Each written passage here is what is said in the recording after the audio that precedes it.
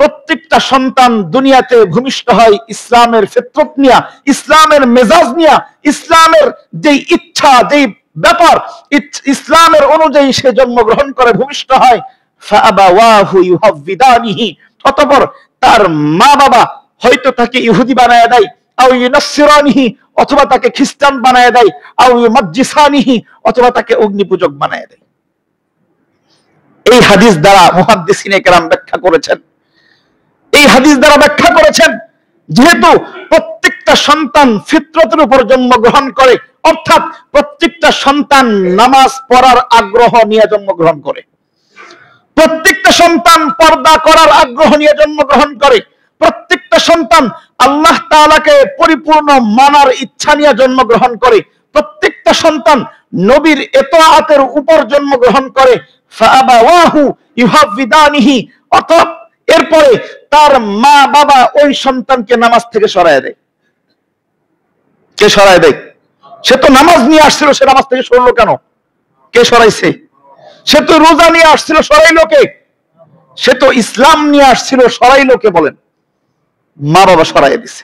ফাআবাওয়াহু, এরপরে এই মা বাবা তাকে এখান থেকে সরায় দেয়, এই রাস্তা থেকে সরায়া অন্য রাস্তায় ঢোকায় দেয়, অন্য রাস্তায় ঢোকায় দেয়।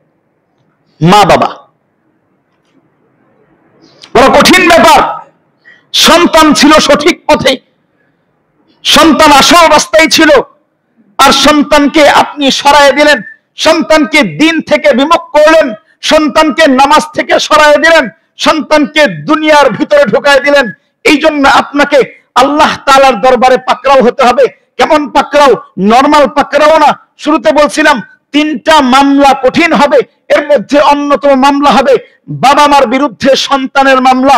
আল্লাহ তাআলা কোরআনে কারীমের সূরাতুল আহজাবের 67-68 নাম্বার 2টা আয়াতে কারীমায় মা বাবার বিরুদ্ধে সন্তানের এই মামলার আলোচনা করেছেন।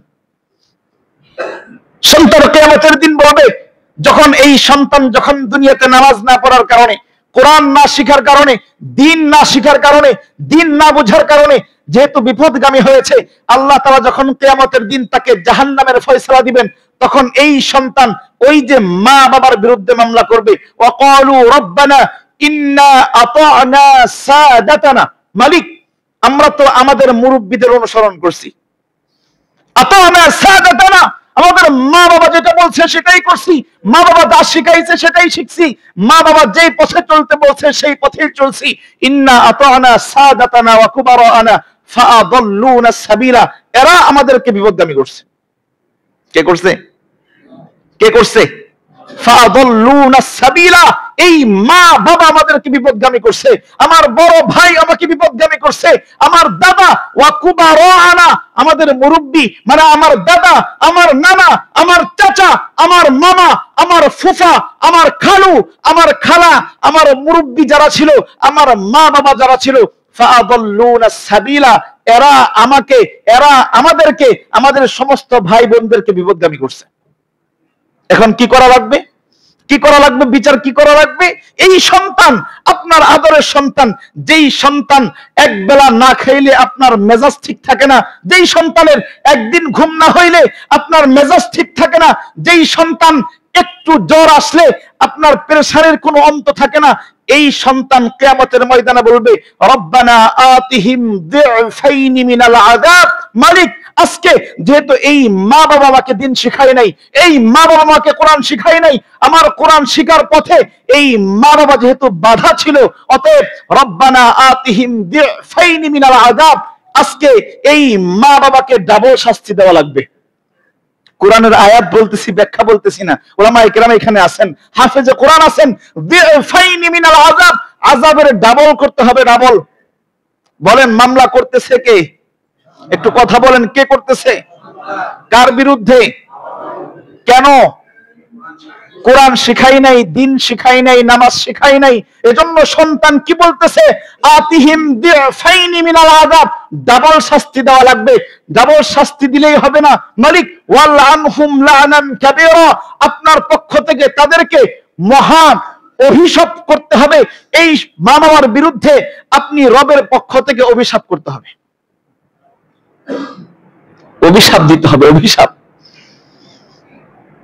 এজন্যই বললাম, যদি সন্তানকে আমি রব চিনাইতে পারি, যদি সন্তানকে আল্লাহ চিনাইতে পারি, যদি সন্তানকে কোরআন চিনাইতে পারি, এই সন্তান আপনার সন্তান।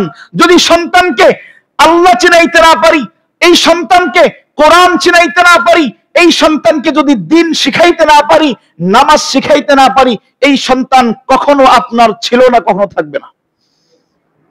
থাকবে না। যদি বলেন থাকবে না, কেমন থাকবে না?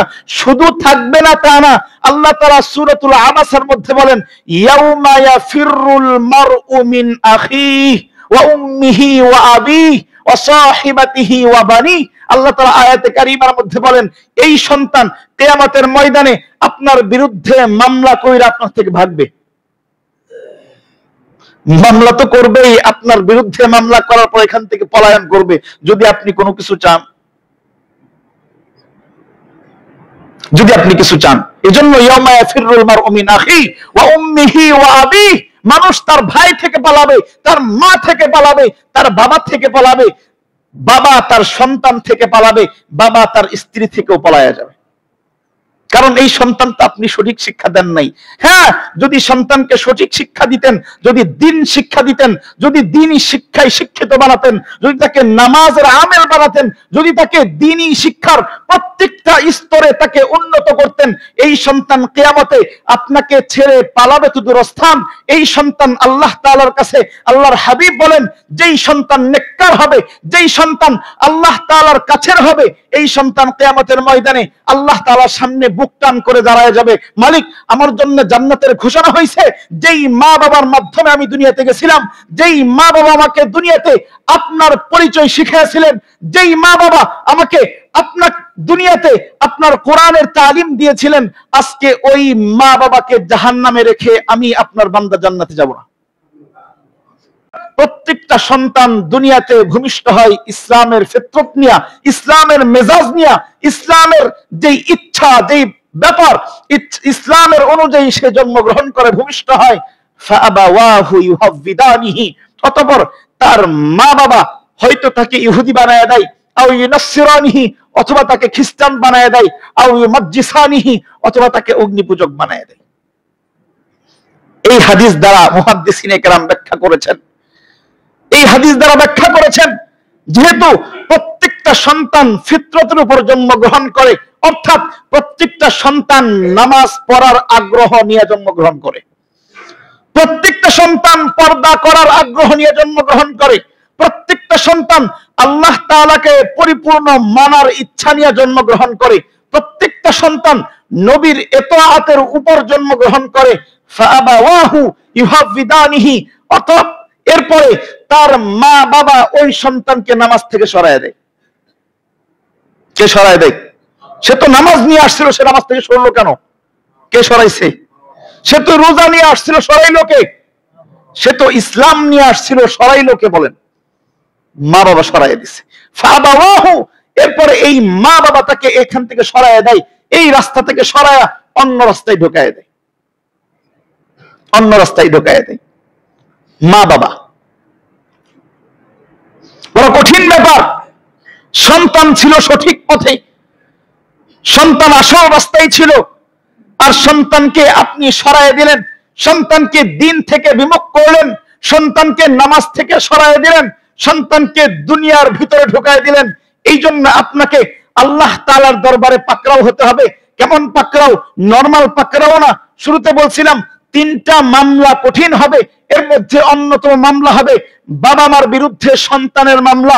আল্লাহ তাআলা কোরআনে কারীমের সূরাতুল আহজাবের 67-68 নাম্বার দুইটা আয়াতে কারীমায় মা বাবার বিরুদ্ধে সন্তানের এই মামলার আলোচনা করেছেন।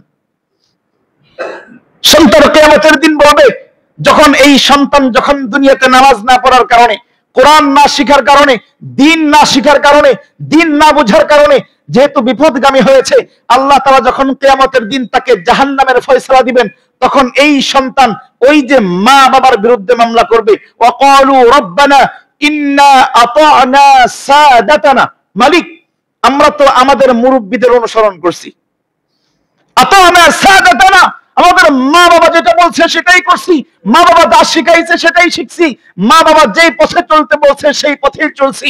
ইন্না আতানা সাদাতানা ওয়া কুবারানা ফাআদাল্লুনা সাবিলা, এরা আমাদেরকে বিপদগামী করছে। কে করছে? কে করছে?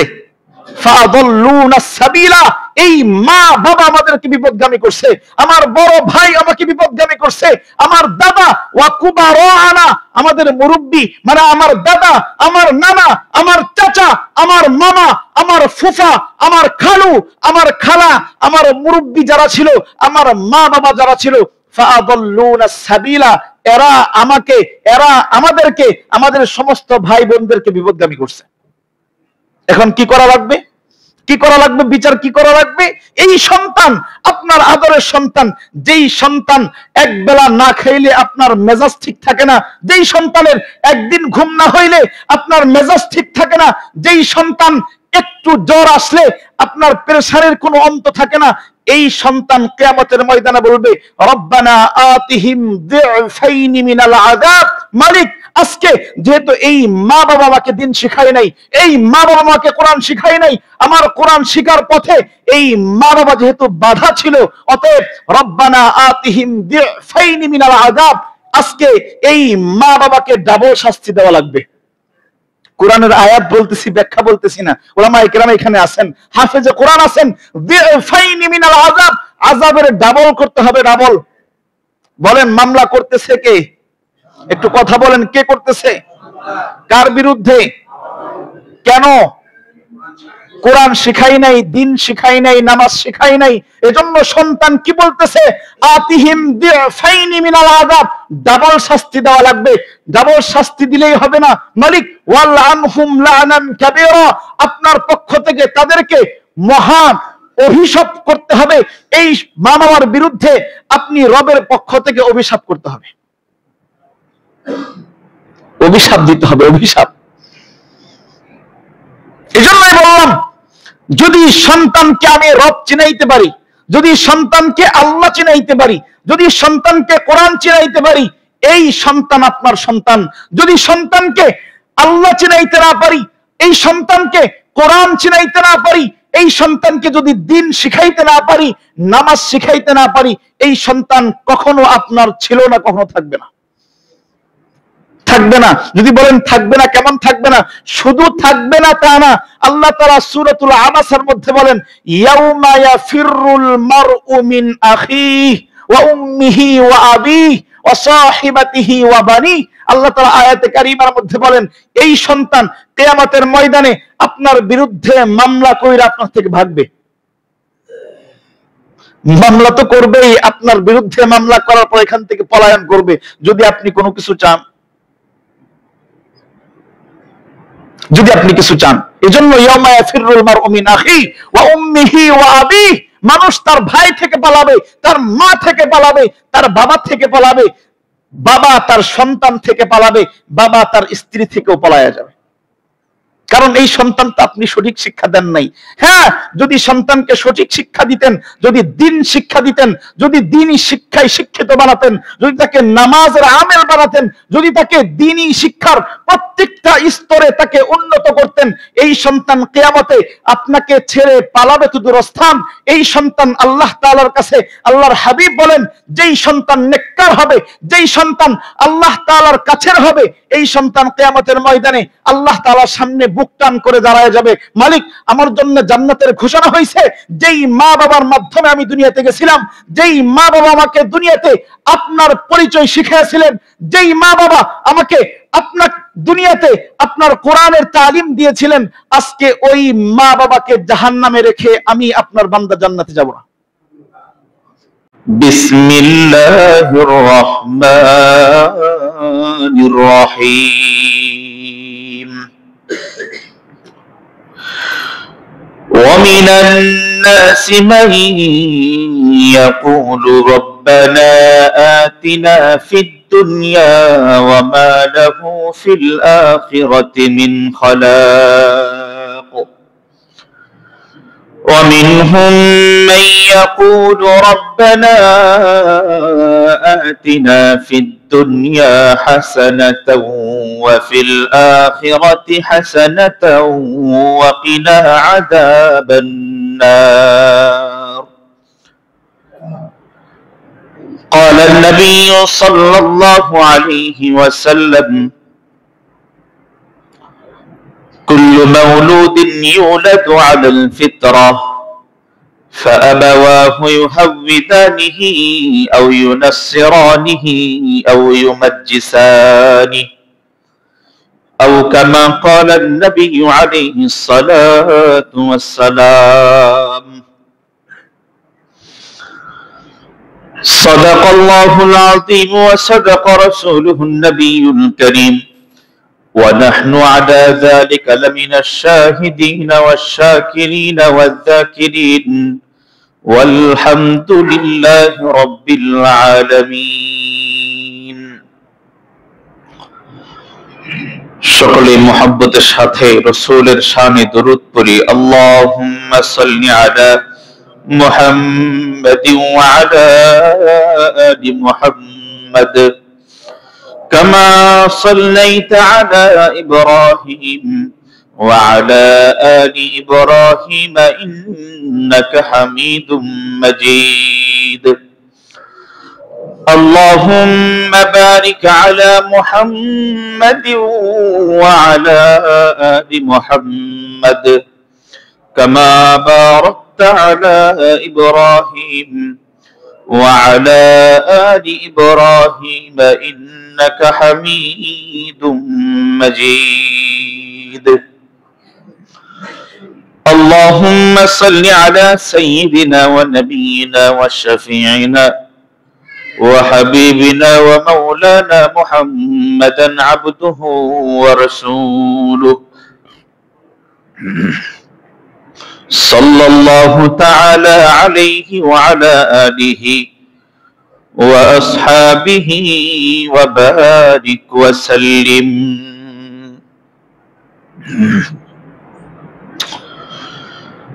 আলহামদুলিল্লাহ, আল্লাহ পাক পরওয়ারদিগারে আলমের শাহী দরবারে অসংখ্য গণিত শুকর আর সুজুদ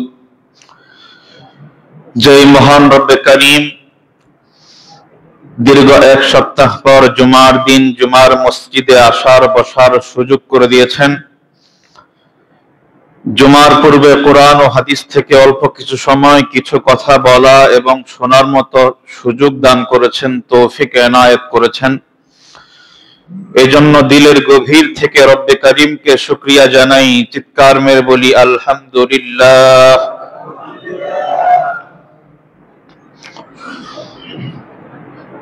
সম্মানিত দিনদার ইমানদার মুসলমান ভাইরা, ছোট্ট একটা প্রশ্নের মাধ্যমে আলোচনা শুরু করতে চাই। আপনাদের কাছে জানতে চাই, একজন ব্যক্তি একটা আম গাছের চারা রোপণ করলো। এই গাছের জন্য যেই পরিমাণ পানির প্রয়োজন, সারের প্রয়োজন, আলো বাতাসের প্রয়োজন, সবকিছুর সে সঠিকভাবে এটার পরিচর্যা করলো। এক পর্যায়ে গাছটা বড় হয়ে গেল। যখন গাছের ফল আসার যখন সিজন আসলো, এই গাছ থেকে বড় বড় মিষ্টি কাঁঠাল আসবে। কি বলেন? কথা বোঝেন নাই মনে হয়। লাগাইছে কি গাছ? আম গাছ। এটার পরিচর্যার কোনো কমতি করে নাই, যতটুকু সাধ্য, যতটুকু গাছের প্রয়োজন সবটুকু করছে। যখন এটার মধ্যে ফল আসার সময় হয়েছে, এটার মধ্যে বড় বড় সাইজের মিষ্টি মিষ্টি কাঁঠাল আসবে। কি বলেন? আচ্ছা, আসলো না। এবার কি করণীয়? মসজিদের খতিব সাহেব, ইমাম সাহেব ওনাকে নিয়ে গেছেন। হুজুর, আমার গাছে তো কাঁঠাল আসতেছে না। এখন হুজুরকে নিয়ে গাছের নিচে বসায়া কোরআন খতম করাইছে, হুজুরকে নিয়ে দীর্ঘ সময় দোয়া করাইছে। হুজুর চোখের পানি ছেড়ে একেবারে যার যার হয়ে ওই গাছের নিচে বসে আল্লাহর কাছে দোয়া করছে, আল্লাহ এই গাছে কাঁঠাল দেন। হুজুরকে খুব ভালো ভালো খাবার খাওয়াইছে। খাবার খাওয়ানোর পরে হুজুরের মোটা অঙ্কের হাদিয়া দিয়ে আবার মসজিদে ফেরত পাঠাইছে। এর পরের বছর থেকে ওই গাছে বড় বড় কাঁঠাল আসা শুরু করবে। তাও আসবে না? কথা বুঝে উত্তর দিতেছেন তো না বুঝা?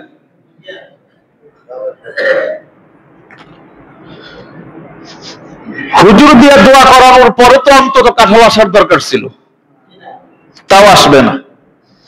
দেখেন এই প্রশ্নটা কেন করলাম? আমরা বিভিন্ন জায়গায় মাহফিলে যাই, মাহফিলে মানুষের সামনে কথা বলি, অনেক সময় বিভিন্ন মজলিসে কথা বলি, জুমার দিনে মিম্বারে বসে কথা বলি। তো আমাদের কাছে মানুষের আবদার আসে, হুজুর একটু মা বাবার খেদমত নিয়ে আলোচনা করেন,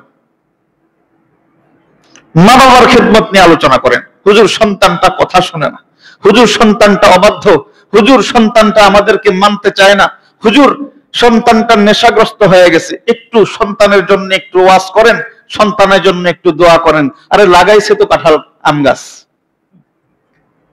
কি লাগাইছে? আম গাছ লাগাইছে। এখন হুজুর কেন? হুজুর দেয়া বাড়িটা খাওয়াইলে এখান থেকে কাঁঠাল আশা করা যাবে না।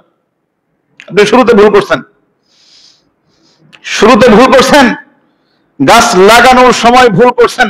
লাগানোর সময় তো আসেন নাই যে হুজুর আমি তো একটা গাছ লাগাইতেছি, আমার তো একটা সন্তান হচ্ছে, হুজুর এই সন্তানকে এর থেকে সঠিক ফল পাওয়ার জন্য, প্রকৃত ফল পাওয়ার জন্য, আমার আশানুরূপ ফল পাওয়ার জন্য আমার করণীয় কি একটু শোনায় দেন। কেউ বলে?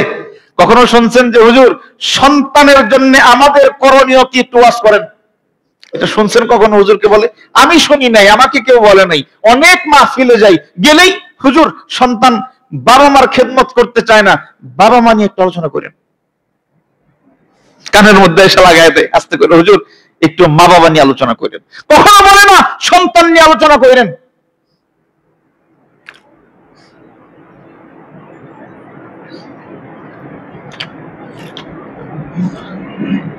সন্তান নিয়ে আলোচনা হওয়া দরকার। আপনি গাছ লাগাইতেছেন, আম গাছ, যখন বড় হয়ে গেল এবার চাইতেছেন আমি তো কাঁঠাল চাই।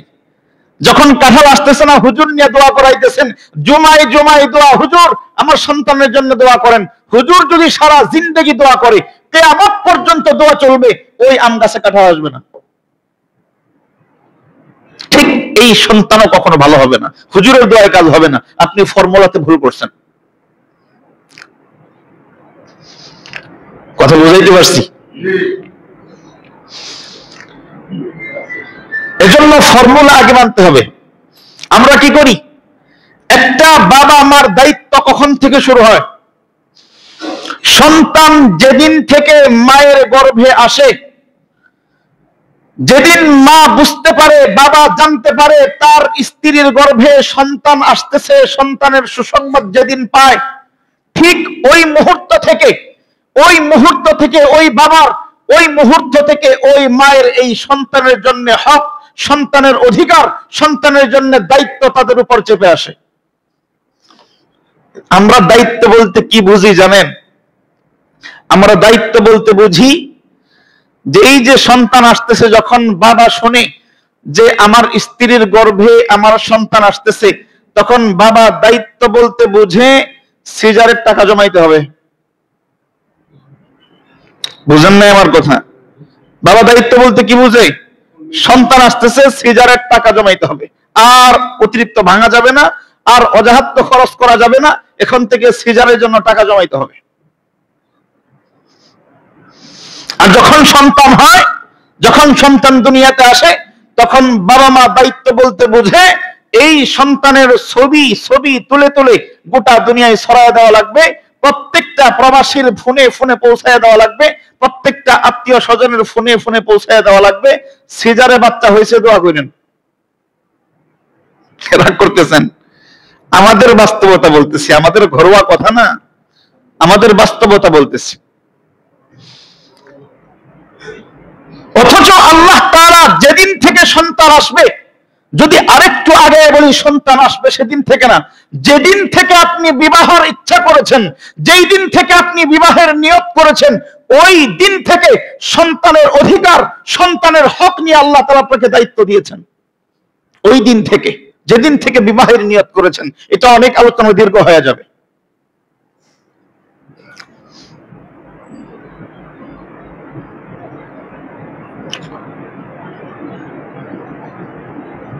সন্তানের অধিকার,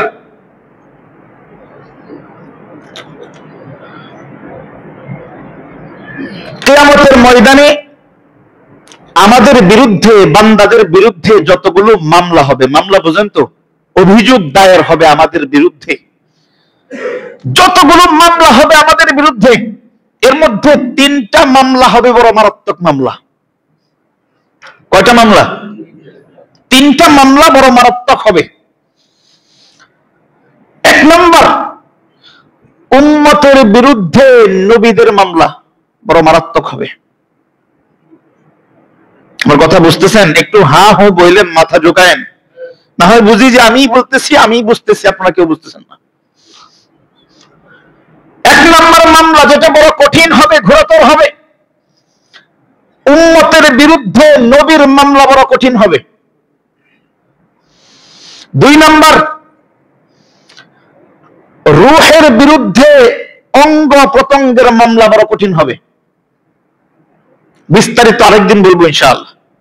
আমার হাত আমার বিরুদ্ধে মামলা করবে, আমি গুনাহ করতে চাই না, ও আমাকে গুনাহ করাইছে।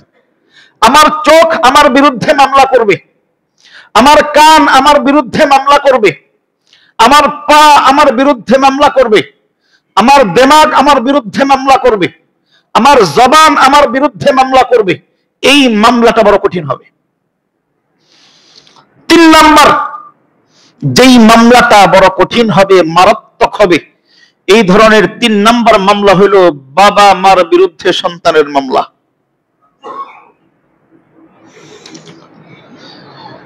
এখন আসেন,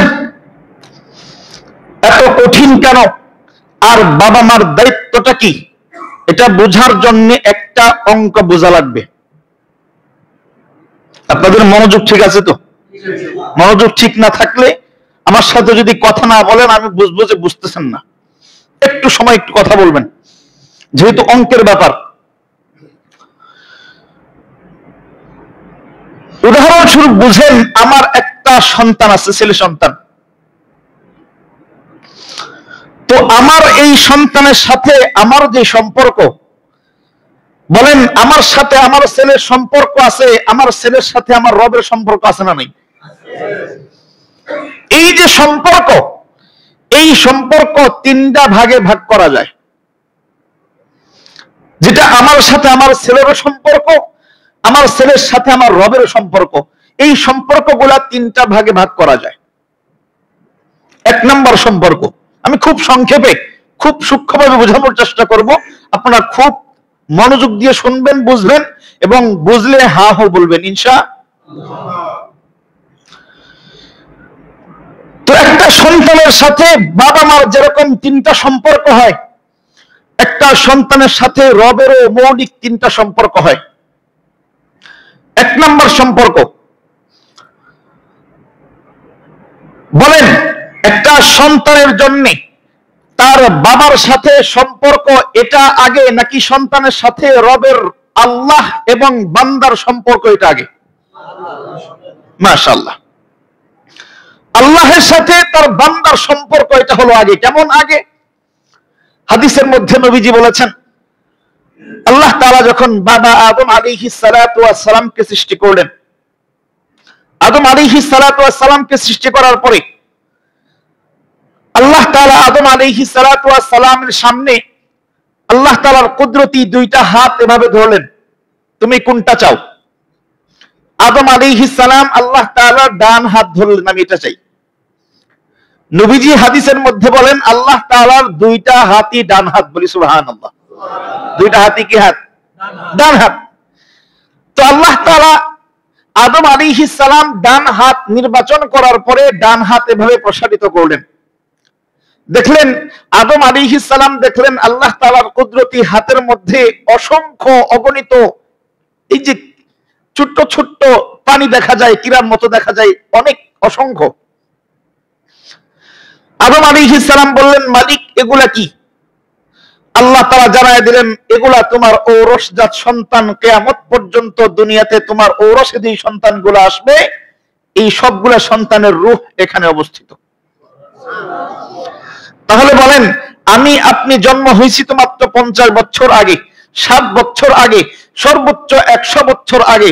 আমাদের বাবার সাথে সম্পর্ক, আমার ছেলের সাথে সম্পর্ক হইল সর্বোচ্চ 100 বছর আগে। আমাদের রবের সাথে সম্পর্ক কবে? লক্ষ কোটি বছর আগে। এবার তাহলে একটা প্রশ্নের উত্তর পাইলাম যে আমার সাথে আমার সন্তানের সম্পর্ক হইল সর্বোচ্চ 100 বছর, আর আমার সন্তানের সাথে রবের, মালিক এবং বান্দার যেই সম্পর্ক, এই সম্পর্ক হইল লক্ষ বছর আগে। তাইলে আমার সন্তানের সাথে বাবার সম্পর্ক আগে না রবের সম্পর্ক আগে? একটা। 2 নাম্বার,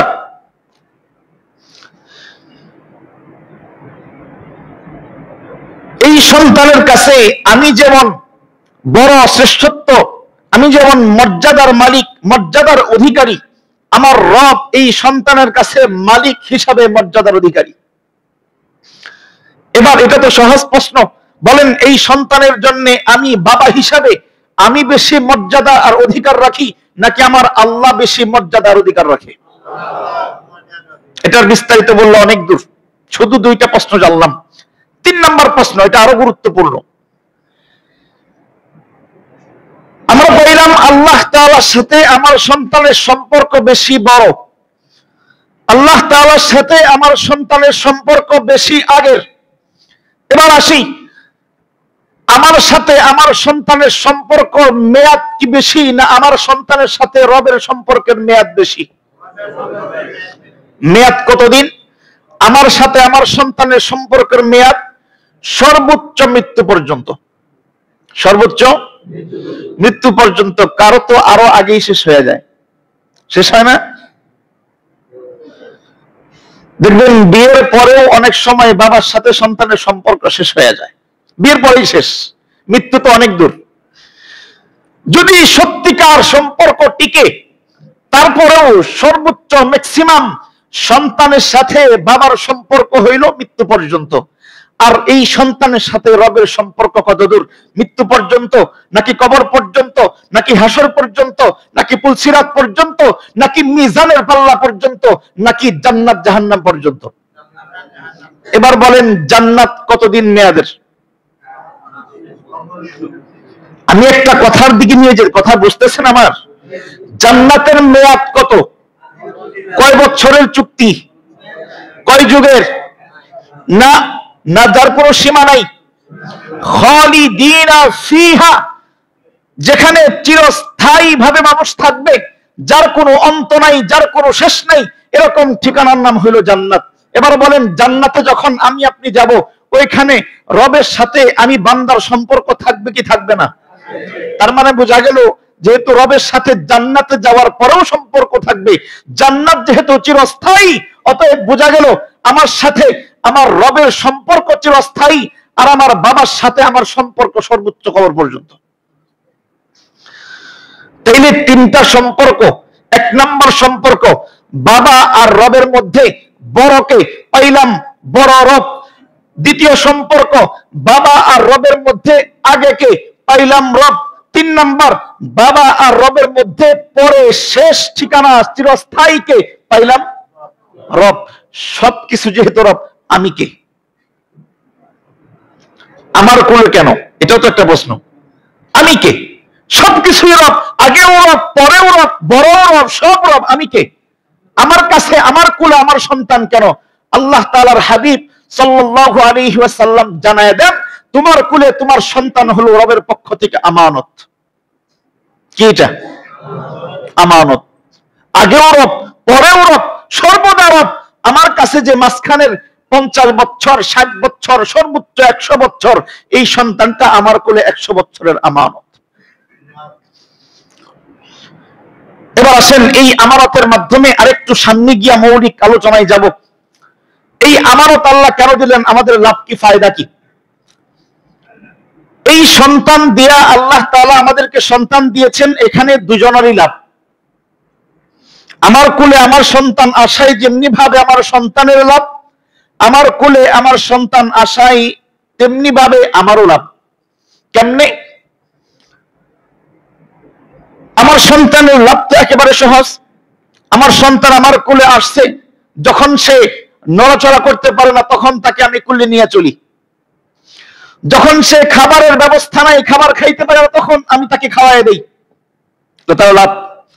যখন সে ঘুমাইতে পারে না, কান্না করে, আমি তাকে আদর করে বুকে নিয়ে ঘুম পাড়াই, যে তার সন্তানের লাভ।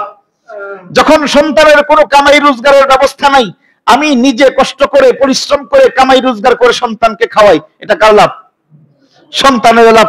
যখন সন্তান বড় হবে, নিজেকে নিজেকে বড় করার চেষ্টা করবে, শিক্ষায় উচ্চ শিক্ষায় শিক্ষিত হওয়ার চেষ্টা করবে, তার তো অর্থ নাই, আমি তার অর্থের যোগান দেব, এটা আমার সন্তানের লাভ। এটা সহজ।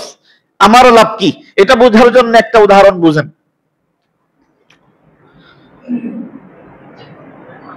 আমাদের ঘরে আমরা অনেক সময় কাজের মেয়ে রাখি না?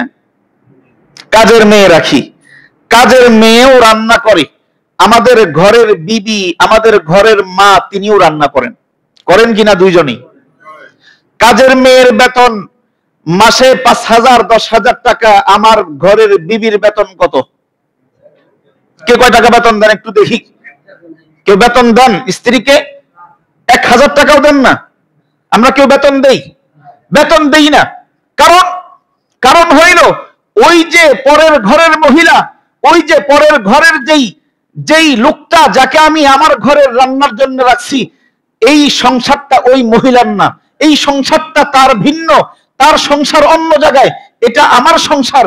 সে ভিন্ন জায়গায় কাজ করে, এজন্য সে মাগনা করে না, টাকা দিয়ে করে। আর আমার ঘরের বিবি, আমার ঘরের মা, আমার ঘরের বোন, তিনি যে ঘরে কাজ করেন, আমার বিবি যে কাজ করেন, রান্না করেন, টাকা নেয় না, কারণ এটা তার নিজের সংসার। সংসার নিজের সংসার, নিজের সংসারে কখনো বেতন হয় না।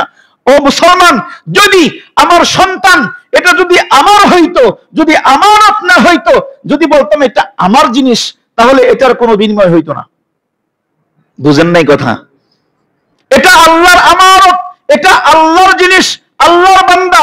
যখন এই সন্তানটা দুনিয়া থেকে বিদায় হয়ে যাবে, এই সন্তান যখন থাকবে না, কিয়ামতের ময়দানে আল্লাহ তাআলার কাছে আমি আপনি বাঁচার জন্য বলবো, মালিক, এই যে আপনার বান্দা, আপনার বান্দাকে আমি আমানত হিসেবে তার রক্ষণাবেক্ষণ করেছি, তার জিম্মাদারি করেছি। সন্তান তো আমার না, এটা তো আপনার, আপনার জিনিস আমি পালছি, আমাকে বিনিময় দেন। বলার সুযোগ আছে না নাই? যখন বলবেন এটা তো আমার, আমার, তোমারটা তুমি পালছো, এটার হিসাব কি আবার?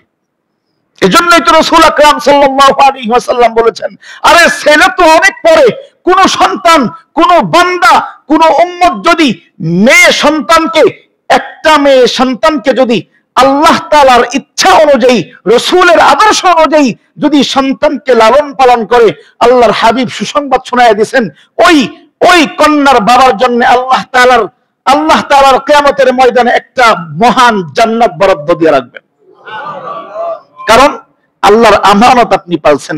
আল্লাহ তো আপনাকে আমানত দিয়েছিলেন, আপনি আল্লাহর আমানতকে সুষ্ঠুভাবে রক্ষণাবেক্ষণ করেছেন, জিম্মাদারি করেছেন, দায়িত্ব যথাযথ পালন করেছেন, এজন্য আপনার বিনিময়। বুঝাইতে পারছি? এবার আসেন মৌলিক কথা। যেহেতু আল্লাহ তাআলা আগে, আল্লাহ তাআলা পরে, আল্লাহ তাআলা বড়, সবকিছু যেহেতু আল্লাহ তাআলার সাথে সম্পৃক্ত, আমি যেহেতু মাঝখানের রাস্তার একটা মুসাফির, আমি যেহেতু মাঝখানের একটা আমানতদার, আমি যেহেতু জিম্মাদার, অতএব যতক্ষণ পর্যন্ত আমি যদি আমার রব, আমাকে আল্লাহ তাআলা জিম্মাদারি দিয়েছেন, আমানত দিয়েছেন, আগের কে সত্যিকার মালিককে, পরবর্তীতে সত্যিকার মালিককে হবে, এটা তুমি এই সন্তানকে হাতে কলমে শিখায় দিবা, এই সন্তানকে বুঝায় দিবা, এই সন্তানকে তার সঠিক পর্যায়ে সঠিকভাবে তাকে আল্লাহ তাআলার পরিচয় জানানো, আল্লাহ তাআলাকে চেনানো, আল্লাহ তাআলাকে শেখানো, এটা তোমার জিম্মাদারি আর আমানত, দায়িত্ব।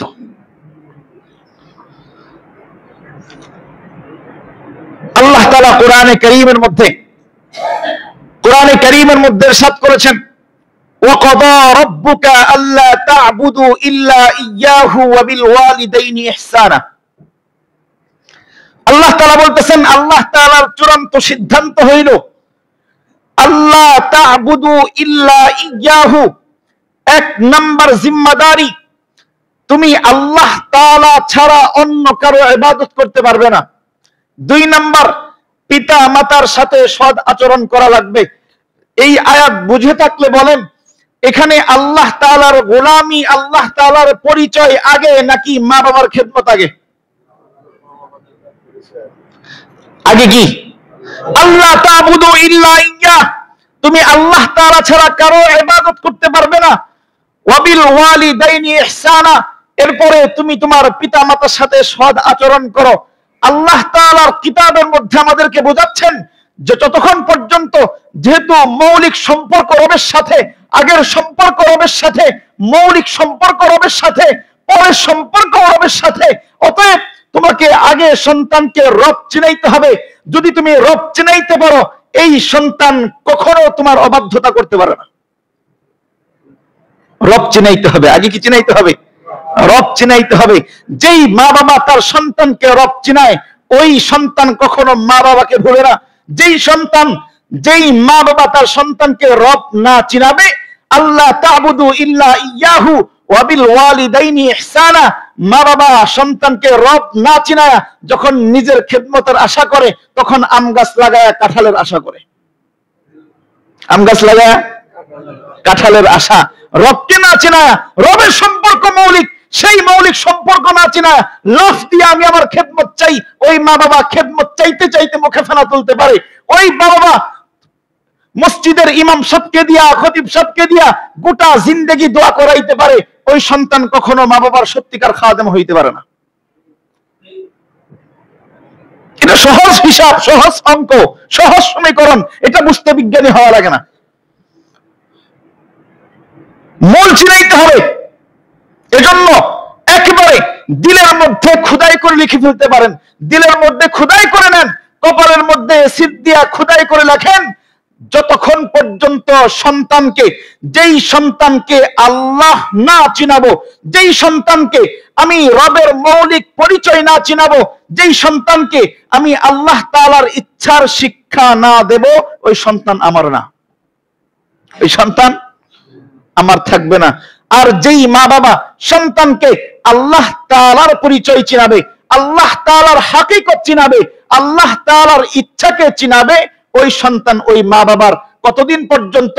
শুধু দুনিয়াতে না, মৃত্যু পর্যন্ত না, কবর পর্যন্ত না, পুলসিরাত পর্যন্ত না, হাসর পর্যন্ত না, মিজান পর্যন্ত না, ওই সন্তান এই মা বাবাকে হাতে ধরে জান্নাতুল ফিরদাউসে ঢুকায় দিবে,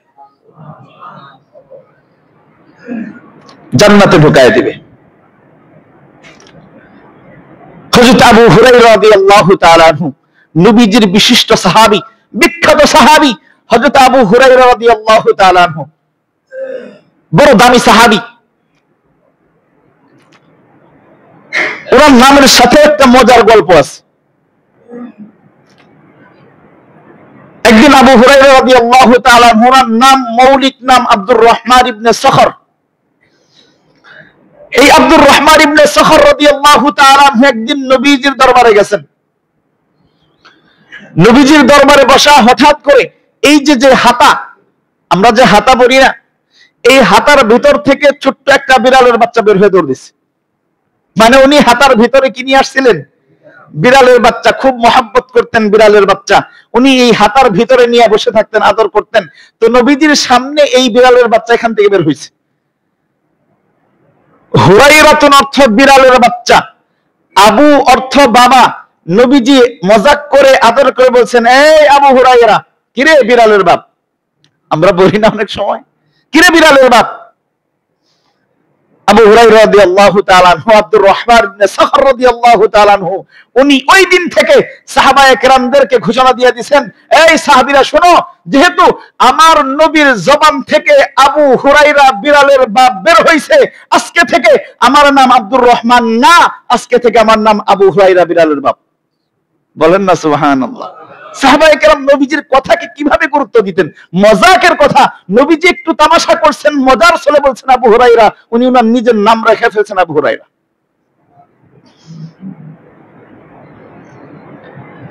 এই আবু হুরায়রা রাদিয়াল্লাহু তাআলা আনহু উনি একটা হাদিস বর্ণনা করেন নবীজির থেকে। উনি অনেক বড় মুহাদ্দিস, হাদিস বর্ণনা করেছেন।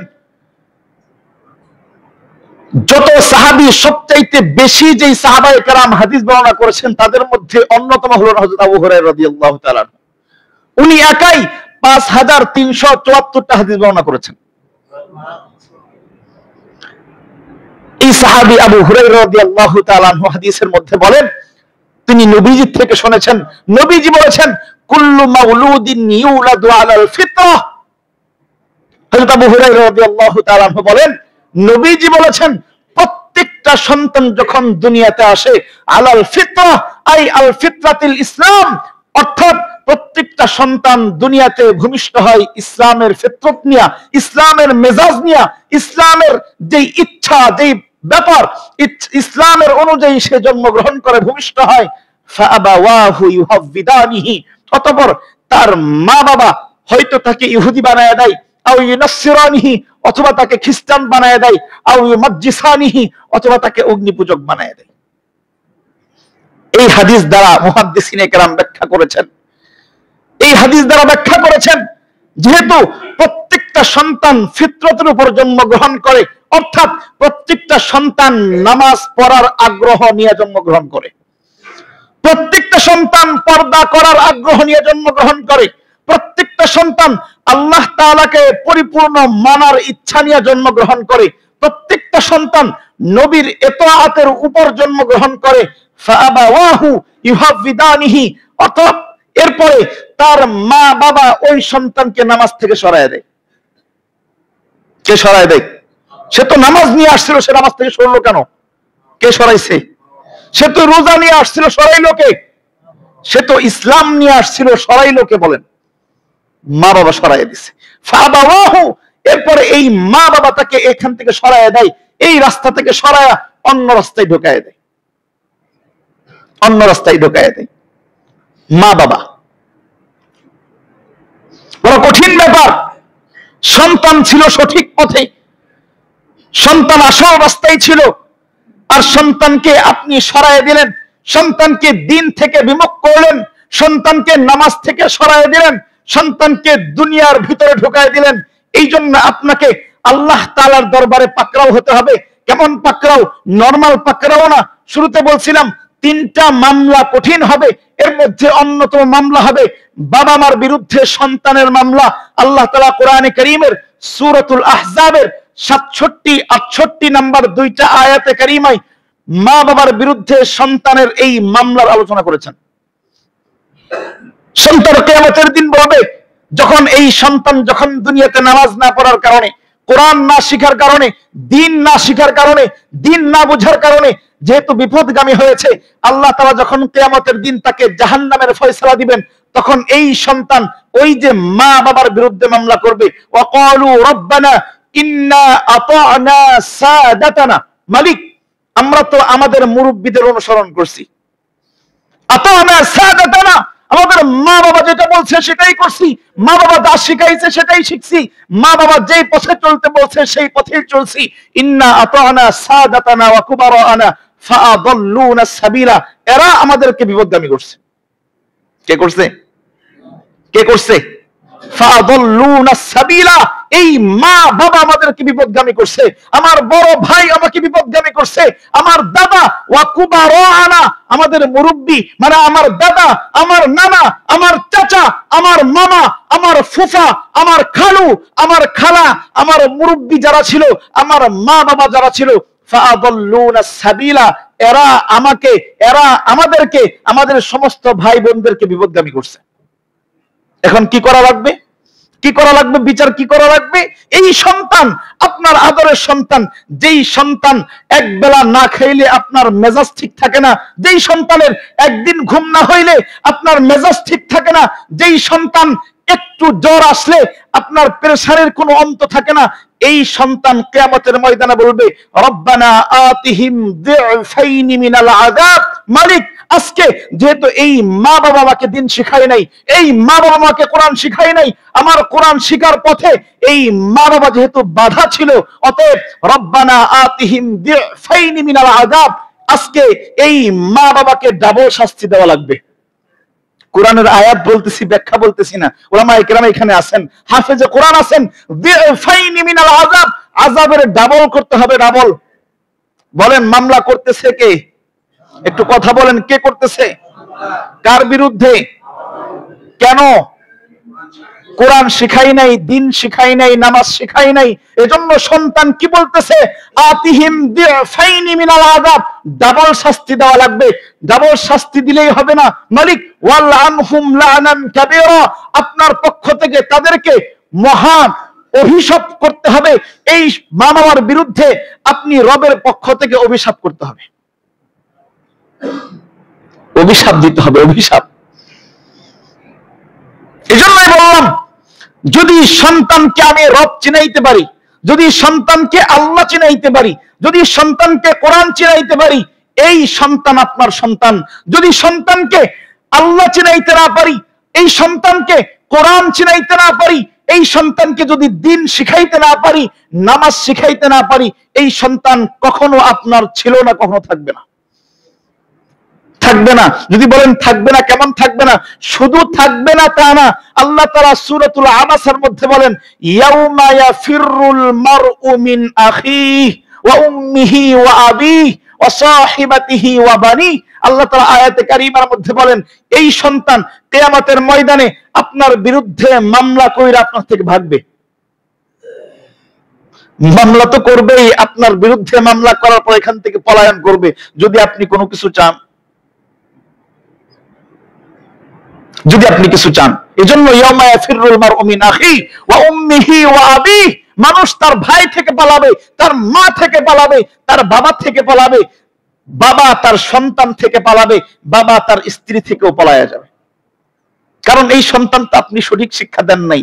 হ্যাঁ, যদি সন্তানকে সঠিক শিক্ষা দিতেন, যদি দিন শিক্ষা দিতেন, যদি দিনই শিক্ষায় শিক্ষিত বানাতেন, যদি তাকে নামাজের আমেল বানাতেন, যদি তাকে দিনই শিক্ষার প্রত্যেকটা স্তরে তাকে উন্নত করতেন, এই সন্তান কিয়ামতে আপনাকে ছেড়ে পালাবে তো দূরস্থান।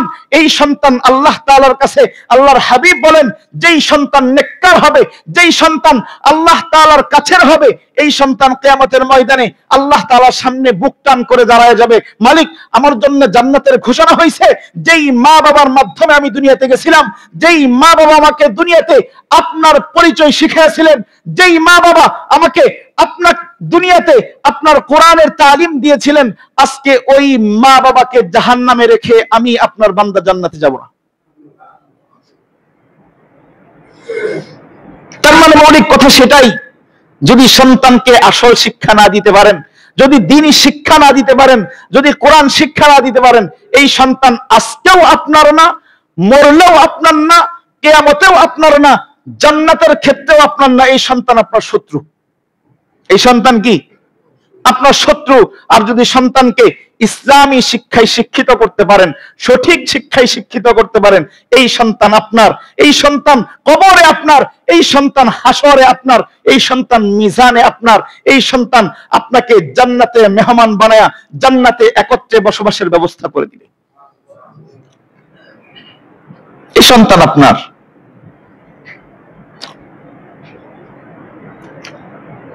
এখন বলবেন যে হুজুর, তাইলে ইসলামী শিক্ষায় শিক্ষিত করা লাগবে, হুজুর বানানো লাগবে। সন্তানকে হুজুর বানাবো, আমার সন্তান কি ইঞ্জিনিয়ার হওয়া লাগবে না?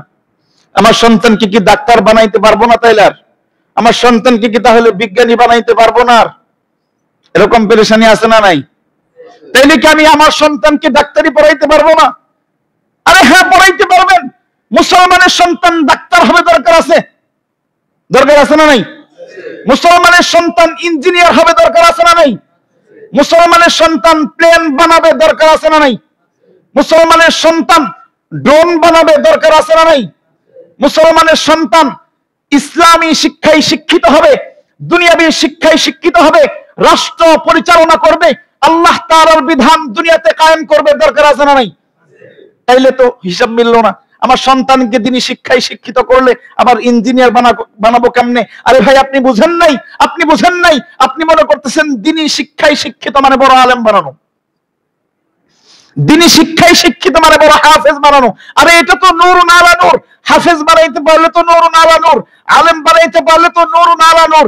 একজন হাফেজে কোরআন শুধু আপনাকে না, আপনার বিবিকে না, আপনার পরিবার থেকে অন্তত 10 জনকে নিয়ে জান্নাতে যাবে। এটা কার কথা? আল্লাহ তাআলা তার নবীকে দিয়ে আমাদেরকে সুসংবাদ দিয়েছেন। একজন আলেমে দ্বীন সে অন্তত 100 জাহান্নামীকে বের করে করে আঙ্গুল দিয়া ইশারা করে জান্নাতে ঢুকাই দিবে। এটা তো নূরুন আলা নূর। বানাইতে পারলে তো আলহামদুলিল্লাহ, সুম্মা আলহামদুলিল্লাহ। কিন্তু অন্তত নিজেকে বাঁচাইতে হইলে, নিজেকে মামলা থেকে খারেজ আনতে চাইলে, জামিন পাইতে চাইলে, সন্তানকে ইঞ্জিনিয়ার বানান সমস্যা নাই, ডাক্তার বানান সমস্যা নাই, এটা জরুরি। সন্তানকে বিজ্ঞানী বানান সমস্যা নাই, এটা জরুরি। আগে দ্বীনি শিক্ষায়, আগে মৌলিক শিক্ষায় শিক্ষিত বানায় পরে ডাক্তার বানাইতে হবে। আগে কোরআনের শিক্ষায় শিক্ষিত বানায় ইঞ্জিনিয়ার বানাইতে হবে। আগে কোরআনের শিক্ষায় শিক্ষিত বানায় তারপরে বিজ্ঞানী বানাইতে হবে। যদি করতে পারেন, আপনি কিয়ামতের দিন মামলা থেকে বাঁচবেন।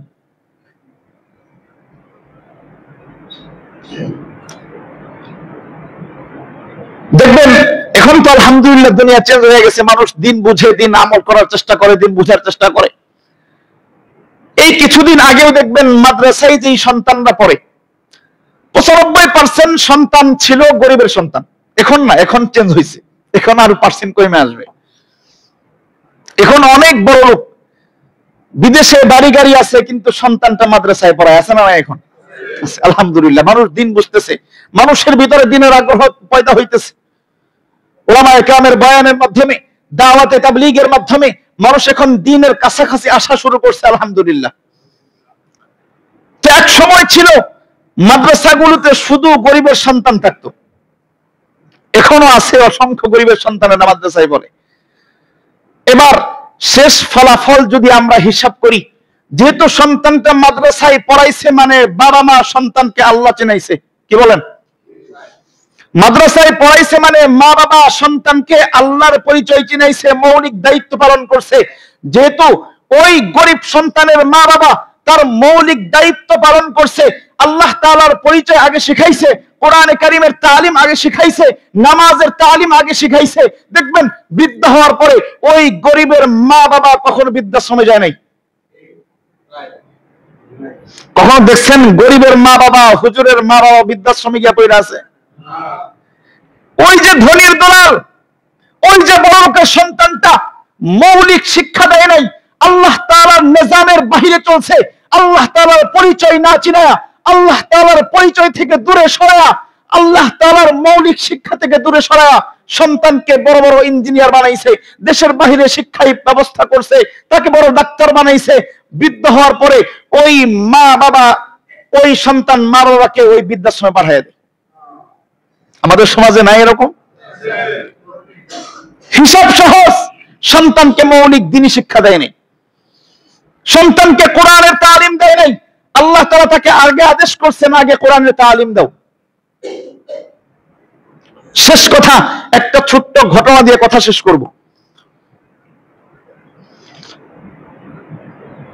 দুই বন্ধু, একজনের বউয়ের কথা শুনে না, আরেকজনের বউয়ের কথা শুনে। কথা বুঝতেছেন? দুইজন বন্ধু, একজনের বউ মানে না, আরেকজনের বউ কথা মানে। যেই মানে না বন্ধু, যেই বন্ধুর বউ কথা মানে না, এই বন্ধু একদিন ওই যে মানে বন্ধুর কাছে গেছে, যে বন্ধু আসলে তোমার বিবি তোমার সব কথা মানে, যা বলো তাই শুনে, আসলে ব্যাপারটা কি, ঘটনা কি, কেমনে বশ করো না, কোন জাদুবিদ্যা? কেমনে বশ করো না বিবিকে, যা বলো তাই শুনে, যেভাবে বলো সেভাবেই চলে? ওই বন্ধু বলতেছে আসলে ব্যাপারটা কোন জাদুবিদ্যার কারবার না। আসলে কি হয়েছে? আসলে হয়েছে, যেদিন প্রথম আমি আমার ঘরে বউ আনছি, আনার পরে ওই দিন আমরা যখন খাবার খাইতে বসছি, খাবার খাচ্ছি, এমন সময় আমার খাবারের প্লেটের কাছে একটা বিড়াল ঘুরঘুর করতেছে। তো আমি আর দেরি করি নাই, হাতের কাছে একটা দা ছিল, এক কোবে 2 খণ্ড বানাই ফেলছি, এক কোবে 2 খণ্ড বানাই ফেলছি। এই যে বউ ডরাইছে যে মারাত্মক মেজাজ, এই মেজাজের সাথে টক্কর দিলে শেষ। এই যে বউ ডরাইছে, এরপর থেকে বউ আমার সামনে কখনো উঁচু গলায় কথাই বলে না। ওই যে না মানা জামাই, বন্ধু, যার বউ কথা শোনে না, সে মনে মনে চিন্তা করে বুদ্ধি পেয়ে গেছে, আর পেরেশানি নেই, বুদ্ধি পাইছে। বাসায় গেছে, বাসায় গিয়া বিবি সাহেবকে নিয়ে খাবার খাইছে, মনে মনে ফিকির, আগেই বিড়াল আসুক, আগে থেকেই সব প্রিপারেশন, সব প্রস্তুতি শেষ। বিড়াল আসছে, হাতের কাছের দাও নিয়ে বিড়ালকে দিছে কূপ। বিড়ালকে কূপ দিতে দেরি হয়েছে, বিড়ালটা ছিল বিবির, বিড়ালের ঝাড়ু হাতে নিতে, বউয়ের ঝাড়ু হাতে নিতে দেরি হয়নি। বউ কি করছে? ঝাড়ু দিয়ে পিটানো শুরু করছে, আমার আদরের বিড়ালটা মেরে ফেললা কেন? উল্টা হয়েছে না? এবার দৌড়ায় গেছে বন্ধুর কাছে, কিরে বন্ধু, কি বুদ্ধি দিলি? বুদ্ধি তো উল্টায় গেল। বিড়াল মারলাম, হওয়ার কথা ছিল, এরপর থেকে ভয়ে আমার দিকে তাকাবে না। এখন দেখি বিড়াল মারার পর আমাকে ঝাড়ু দিয়ে পিটাইয়ে দিল। বন্ধু বলতেছে, আরে ব্যাপারটা এখানে না, গুমর ভিন্ন জায়গায় সির, রহস্য ভিন্ন জায়গায়। আরে তুমি তো মারছো বিয়ার 5 বছর পরে, আমি তো মারছিলাম বিয়ার প্রথম দিন। আমি মারছিলাম বিয়ার প্রথম দিন মারছি, ওই দিন থেকে বউ সোজা টাইট হয়ে গেছে। তোমার তো বউ এতদিনে একেবারে মোটা হয়ে গেছে, তোমার বিরুদ্ধে তার রক্তটা ফুইলা গেছে, এখন তুমি বিড়াল মারলে তোমার মার খাইতে হয়। তো আমাদের সন্তান যাদের, ওইখান থেকে একটু শিক্ষা নিতে পারি, যদিও গল্প। আমাদের সন্তানের সঠিক সময়, ছোট্টবেলায় তাদেরকে সঠিক শিক্ষা দেওয়া দরকার ছিল, শিক্ষা দেই নাই। যখন রক মোটা হয়ে গেছে, যখন সন্তান দামড়া হয়ে গেছে, এবার আসছি, হুজুর দোয়া করেন সন্তান সঠিক বানায় ফেলবো। এবার ওই বাবা বলে, হুজুর কিভাবে শাসন করব, কিভাবে নামাজের কথা বলবো, বলতে গেলে তো আমার উপর মারতে আসে। কি বলে না? আমাদের কাছে বলে এগুলা, হুজুর শাসন করতে পারি না, মেয়েকে কন্ট্রোল করতে পারি না, ছেলেকে কন্ট্রোল করতে পারি না, বিবিকে পর্দার কথা বললে আমার উপর চড়াও হয়। আর চড়াও হবে না কেন? আপনি তো গোড়াতেই সমস্যা করছেন, কিন্তু শুরুতে নষ্ট করে ফেলছেন, এখন তো ঘরের রোগ মোটা হয়ে গেছে, এখন তো মানবে না। শুরুতে আল্লাহ তাআলাকে চিনানোর কথা ছিল। এজন্যই তো হাদিসে কারিমে আল্লাহর হাবিব সাল্লাল্লাহু আলাইহি ওয়াসাল্লাম বলেছেন, মুরু আওলাদাকুম বিসসালাত ওয়া হুম আবনাউ 7 সিনিন। তোমার সন্তানকে তুমি নামাজের আদেশ করো, নামাজের হুকুম দাও যখন তার বয়স 7। বয়স কত? আমরা তো 25 বছরের যুবক ছেলেকে বলি, ছোট্ট শিশু, একটু ঘুমাক, বলি না? আরে 25 বছরের ছোট্ট মেয়েটা কিভাবে ফজরের সময় উঠবে, চেহারাটা ভেঙে যাবে, নষ্ট হয়ে যাবে। আল্লাহর হাবিব বলতেছেন, মুরু আওলাদাকুম বিসসালাত ওয়া হুম আবনাউ 7 সিনিন। যখন তোমার সন্তানটা 7 বছর উপনীত হয়, তখন এই সন্তানকে নামাজের আদেশ করো। ওয়াদরিবুহুম আলাইহা ওয়া হুম 17 ওয়া হুম আবনাউ 10। আর সন্তান যখন 10 বছর উপনীত হয়, নামাজের জন্য এই সন্তানের গায়ে আঘাত করো, মারো। নামাজ না পড়লে তাকে প্রহার করো, নামাজ না পড়লে প্রহার করো। আপনার তো বিড়াল মারানোর কথা ছিল 10 বছর বয়সে, আপনি তো আসছেন 30 বছর বয়সে। এখানে আমাদের গোড়ায় সমস্যা ঠিক না করে উপরে গিয়া যতই ঠিক করতে চায়, আর ঠিক হবে না। বিল্ডিং এর ফাউন্ডেশনের সময় ঠিক করা লাগবে, 10 তলা করার পরে ফাউন্ডেশন গাঁথতে চাইলে পুরো বিল্ডিং ধসে যাবে। এজন্য সন্তানকে কি করতে হবে বলেন? 1 নম্বরে কি করতে হবে? আল্লাহ তাআলাকে চিনাইতে হবে, আল্লাহ তাআলাকে চিনাইতে হবে। 2 নম্বর, সন্তানকে অবশ্যই কোরআনের শিক্ষায় শিক্ষিত বানাইতে হবে। 3 নম্বর, সন্তানকে অবশ্যই নামাজের তালিম আর শিক্ষা দিতে হবে। নামাজ না পড়লে প্রয়োজনে ঘরের খাবার বন্ধ করতে হবে, ঘর থেকে বের করে দেওয়া লাগবে। যে প্রক্রিয়ায় হোক সন্তানকে আপনার বসে আনতে হবে। যদি না আনেন, সতর্ক হন। যদি না মানেন, যদি না বুঝেন, সতর্ক হন। কিয়ামতের ময়দানে এই সন্তান একা জাহান্নামে যাবে না, আপনাকে নিয়ে শেষরায় জাহান্নামে যাবে। আমরা 10,000 20,000 টাকা দিয়া ইংরেজি পড়াইতেছি, অঙ্ক পড়াইতেছি, বিজ্ঞান পড়াইতেছি, সন্তানকে 5,000 টাকা 3,000 টাকা দিয়ে একজন হুজুর রেখে কোরআন পড়াইতে পারি না, ডর লাগে। কি ডরাই না আমরা? ডর লাগে। কোরআন পড়াইলে আবার না জানি কি হয়ে যায়, কোরআন পড়াইলে না আবার হুজুর হয়ে যায়, কোরআন পড়াইলে না আবার আমার বাধ্য হয়ে যায়। আমি তো তা চাই না। আমার সন্তান ইঞ্জিনিয়ার হবে, ভবিষ্যতে আমার গায়ে লাথি মারবে। আমার সন্তান ডাক্তার হবে, আমার সন্তান বড় বিজ্ঞানী হবে, ভবিষ্যতে আমাকে লাথি মাইরা, আমাকে দূর দূর করে ঘর থেকে, বাসার থেকে, ফ্ল্যাট থেকে বের করে, আমার ঘর থেকে, আমার জমিন থেকে, আমার বিল্ডিং থেকে বের করে বৃদ্ধাশ্রমে দিবে। আমার দিলের তামান্না তো এটাই। আপনি না বললেও কথা এটাই। তাহলে আপনি কোরআন শেখান না কেন? আপনি আল্লাহকে চেনেন না কেন? আপনি নবীজির সুন্নাহ শেখান না কেন? শেখাবো তো ইনশাআল্লাহ, শেখাবো তো ইনশাআল্লাহ। কে কে শেখাবো ইনশাআল্লাহ। আল্লাহ তাআলা আমাদের সন্তানকে সঠিক শিক্ষায় শিক্ষিত বানানোর তৌফিক দান করেন। কোরআনে কারীমের তালিম একেবারে 100% জরুরি। দিতেই হবে, দিতেই হবে, দিতেই হবে। কোরআনের তালিম, নামাজের তালিম দিতেই হবে, দিতেই হবে, দিতেই হবে। সন্তানকে নামাজের তালিম, আল্লাহর হাবিবের সুন্নাহ, আল্লাহর হাবিবের আদর্শ সন্তানকে শিখাইতেই হবে, শিখাইতেই হবে, শিখাইতে হবে। যদি বাঁচতে হয়, যদি সন্তান আপনার করতে হয়, যদি সন্তানের মামলা না খাইতে হয়, যদি কিয়ামতের ময়দানে জামিন পাইতে হয়, যদি কিয়ামতের ময়দানে জাহান্নাম থেকে বাঁচতে হয়, সন্তানের সঠিক জিম্মাদারি দায়িত্ব পালন করতে হবে। আল্লাহ তাআলা আমাদের সকলকে সন্তানের সঠিক জিম্মাদারি করার তৌফিক দান করেন। আল্লাহ তাআলা যে আমানত দিয়েছেন, এই আমানতের সঠিক পরিচর্যা করার তৌফিক আল্লাহ দান করেন। ওয়া আখির দাওয়া।